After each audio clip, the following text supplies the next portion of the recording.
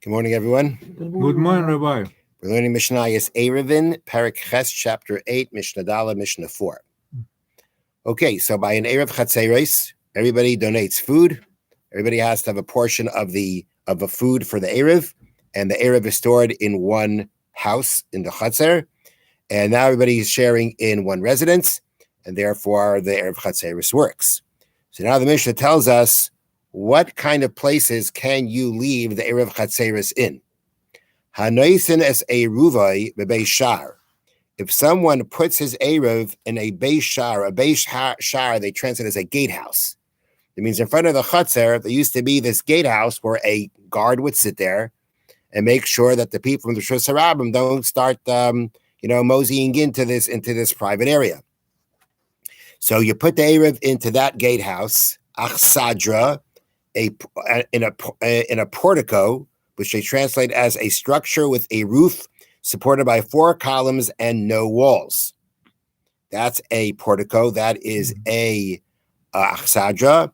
Merpesis is a gallery. That was yesterday or 2 days ago picture, where you had that you have the ladder from the chutzner going up to like another floor, and then from that floor, there were other ladders going into people's houses. So that gallery, if you put an Erev in any of these 3 places, Einoi Erev. This is not a good Erev. Your Erev has to be put in a structure that is fit for being a residence. Because that's the whole point. This becomes the residence of everyone now for Shabbos. So it has to be a place where it can be considered a residence. That means it has to be fit to live in. If we're talking about the last 2 cases of the gallery or the portico, they don't have any walls. No walls, not considered fit to live in. The Beis Shar, which is the gatehouse, that does have 4 walls. But it seems that although there was a guard that sat in that gatehouse, people were constantly walking through it back and forth. So being that it really has no privacy, it's kind of open to the public. It's open to the public, to everyone in the chutzner. It's therefore not considered a place of residence, and that is not a place where the Erev can be stored. Now, Bahadarsham, somebody who does live in any of these 3 places, Eini Oyser Alav, will not prohibit other people from carrying in it if he didn't participate in the Erev. We've learned before that if anybody living in the chutzner doesn't participate in the Erev, so then that messes up the Erev for everyone. If you have a person who lives in any of these places that are not fit to be a residence, but that's where he lives, and he doesn't participate in the Erev, he makes no difference. He's not considered a resident. If he's not living in a residence, he's not a resident. And if he's not a resident, then his lack of participation makes no difference. So he's a squatter? Whatever you want to call him. But he's not a resident. That makes a difference regarding the chutzner. Now, the next examples of the Mishnah are the Beis HaTevin. Let's say you put the Erev in a shed where you store straw. Or Beis HaBakar, or in a barn. Right, in a barn. Mm-hmm. Okay? What? In a barn. Or Beis HaEitzim, or in a woodshed. Or Beis HaEitzreis, or in any kind of storehouse. Harei the Erev. There, the Erev is good. Is anybody living there? It's a storehouse, isn't it? It's a barn. Anybody living there? No. However, if you decide to clear everything out, you could live there. It's got 4 walls. You can live on a roof. You can live there.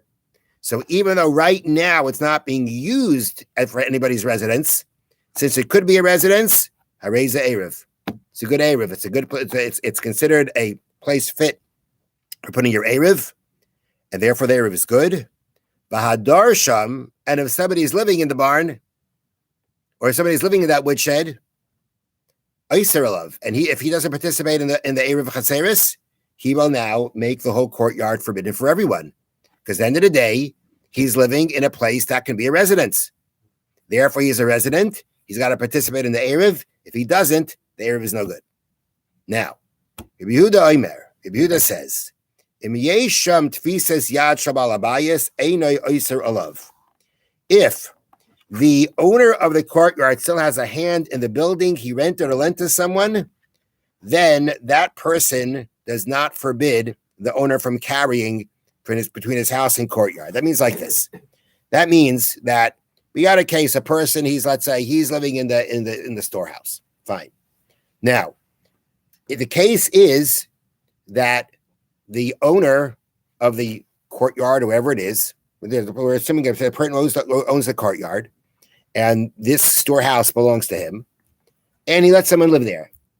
Now, if he let the person live there because he lent it to him, it's your place for living. It's your place. You're in control. Or he rented it to him. You're in control. Okay? That makes him a resident. He's a resident. If he was just a guest, so to speak, I'll let you stay there, then we consider him just a guest. He wouldn't make a difference. Guests don't have to participate in the Erev Chatzeres. But so the first thing is, they can take advantage of it. Excuse me? They can take advantage. Yeah. Now, so again, if any of these people that are living in these residents, we're talking about they're renting, they're borrowing. I mean, it's in their control. So then we say, well, as a resident, if you don't participate in the Erev, you're going to mess it up. So Rabbi Yehuda says like this. But if, let's say, the person who rented it out or lent it out retains some kind of occupancy in it, that means he says, you may have rented this barn, right? But I can still leave stuff, but I can still store my own stuff. I still have some space here to store stuff. Mm-hmm. He still holds on to some kind of usage of that place. If that is the situation, then in the following scenario, we say that this occupant does not forbid the homeowner from being able to carry from the chutzner to this place and vice versa. It has to be like this. If there are two Jews sharing a chutzner, you got to make an Erev Chatzeres, right? Now, that means both of those Jews have to be considered residents. Now, so we're saying like this. If the case is that it's the owner and this guy living, let's say, in the storehouse, those are the two residents.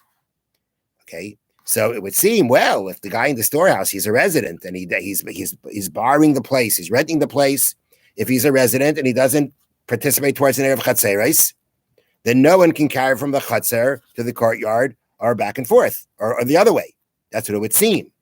Rabbi Yehuda says, but in that case, if the owner still retains some kind of a usage of the place, then we still see him as the owner of this residence, and the guy in there is a guest, even though he's paying rent. That's how we see it. If you still retain something, you're still storing something in this place, then we still see you as the owner of this residence, and he's a guest, and therefore you don't need an Erev at all. You don't need an Erev at all. However, two things. If let's say, okay, it's not just you, the owner, and him. There's other people in this chutzner who are sharing this courtyard.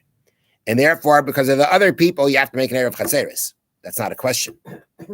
Then already we say that your tfisas yad, the fact that you have some kind of usage of this place, you still have storage here to say, well, so therefore we don't need him participating anymore. If there are other people that are there, we have to make an Erev Chatzeres anyway, we do need his participation. So if it's only him and the homeowner, then we don't need his participation. But if there are other people that are there in this chutzner, sharing this chutzner, and they need to make an Erev Chatzeres, then we need him also.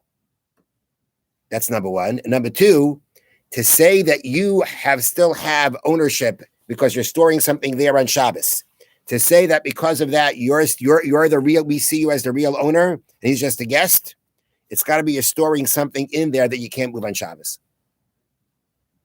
Because then we say, okay, you're using it, you still have occupancy on Shabbos here. But if you're leaving there a box of food where you can always just take out, then that's not called that we see your residence there, because it could just change on Shabbos if you take it out. And in that situation, we would not see you there as the owner. And if you don't make an Erev Chatzeres with him, you're not going to be able to carry in the chutzner. So we pass him like Rabbi Yehuda. Even though it just says Rabbi Yehuda says, we follow this opinion that if there's some kind of tfisas yad, that means that he still has a hand in the building. Even though he rented and lent it, he still has some kind of right to store his own belongings there.